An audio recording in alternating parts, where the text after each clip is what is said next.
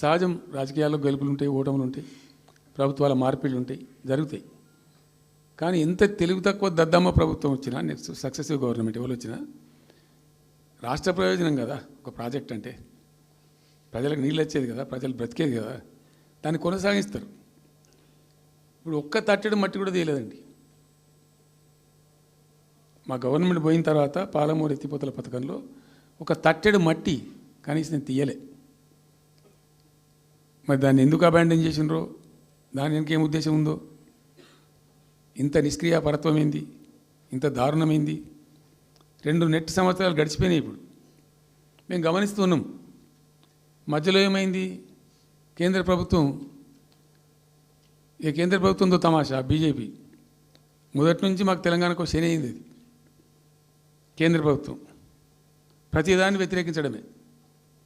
ప్రతిదానిగా చంద్రబాబు ఎన్డీఏలో చేరడం, ఆయన మాటలు పట్టుకొని వ్యతిరేకించడం, అడ్డంగా ఇష్టం వచ్చిన పద్ధతులు.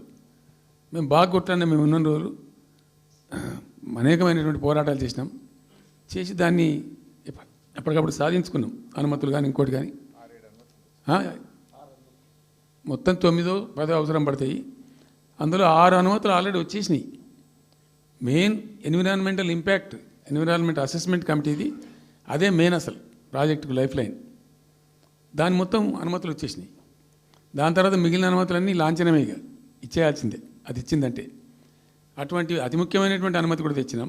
అన్నీ అన్నీ వచ్చిన తర్వాత కేంద్ర ప్రభుత్వం మొన్న చంద్రబాబు నాయుడు ఎంపీలు అవసరం ఉంది కదా అక్కడ వాళ్ళకు.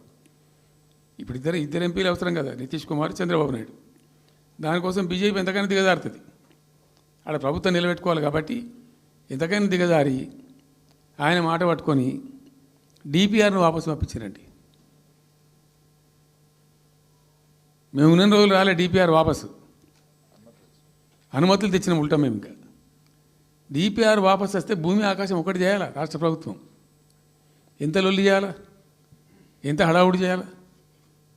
ఆల్ పార్టీ డెలిగేషన్ తీసుకుపోవాలి. అవసరం వస్తే మేము వడ్లు కొనకపోతే పోయి ఢిల్లీలో ధర్నా చేసినామండి. మేము అప్పుడు మా గవర్నమెంట్ ఉన్నప్పుడు రైతులు పండించిన పంట కొనకపోతే యావత్తు ఎమ్మెల్యేలు, క్యాబినెట్ అందరం పోయి ఢిల్లీలో ధర్నా చేసి కేంద్ర ప్రభుత్వం మెడలు వంచినాం. మేము 80 లక్షల టన్నులు మనకి తీసుకుంటామనేటువంటి ఒప్పందం మీద సంతకం చేయించుకొని వచ్చినాం.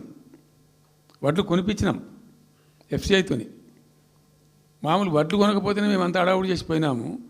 కానీ ఒక ఇంత పెద్ద ప్రధానమైన 3 జిల్లాలకు సంబంధించిన ప్రాజెక్టు డిపిఆర్ వాపసు పంపిస్తే వీళ్ళు కుయ్యలేదు, కుట్టుకోలేదు, వాళ్ళకి చెప్పని కూడా చెప్పలేదు.